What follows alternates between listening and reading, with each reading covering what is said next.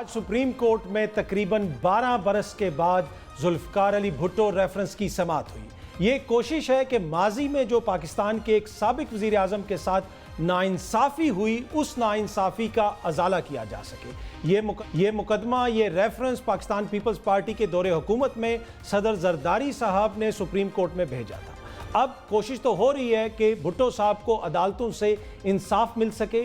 Although कि अब वो इस दुनिया में नहीं रहे, लेकिन फिर भी उनकी जमात की कोशिश है कि भुट्टो साहब के साथ जो माजी में नाइंसाफ़ी हुई, उस नाइंसाफ़ी का किसी तरीके से मदावा हो, इजाला हो। लेकिन यहाँ पे एक बड़ा क्वेश्चन भी ये है, अगर इस निज़ाम ने भुट्टो के साथ इंसाफ नहीं किया तो क्या जो भुट्टो के सियासी वारिस थे उन्होंने उनके साथ इंसाफ किया?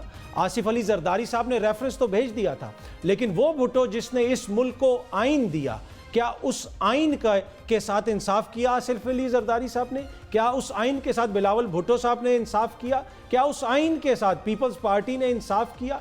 क्या जो जमहूरियत का नारा लेके या जमहूरियत का नज़रिया लेके भुट्टो साहब चले थे, उस नज़रिए के साथ पाकिस्तान पीपल्स पार्टी ने इंसाफ किया?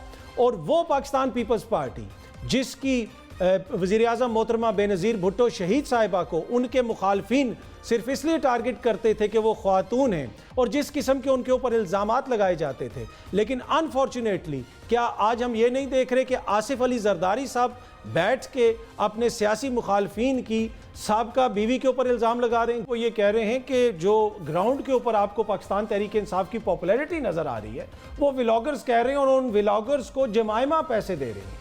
जमाइमा का तो इमरान खान साहब से या साबिक चेयरमैन तहरीक इंसाफ से रिश्ता ख़त्म हुए कितने अरसा गुजर चुका है।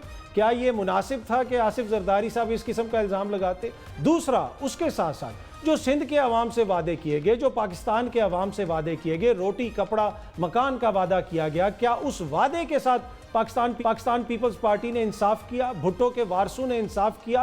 क्या जब भुट्टो के वारिस ज़ियाउल हक के सियासी जानिशीनों के साथ बैठे, उनके साथ मिल के हुकूमत बनाई, क्या उस वक्त उन्होंने भुट्टो के नज़रिए के साथ इंसाफ किया?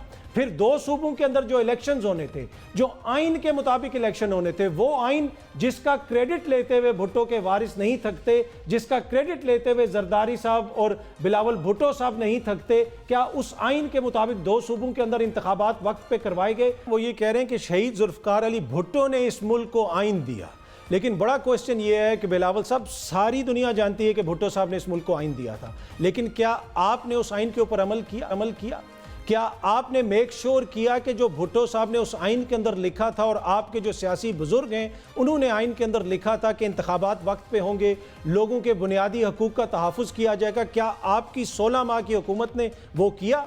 क्या आप उससे इंसाफ कर सके?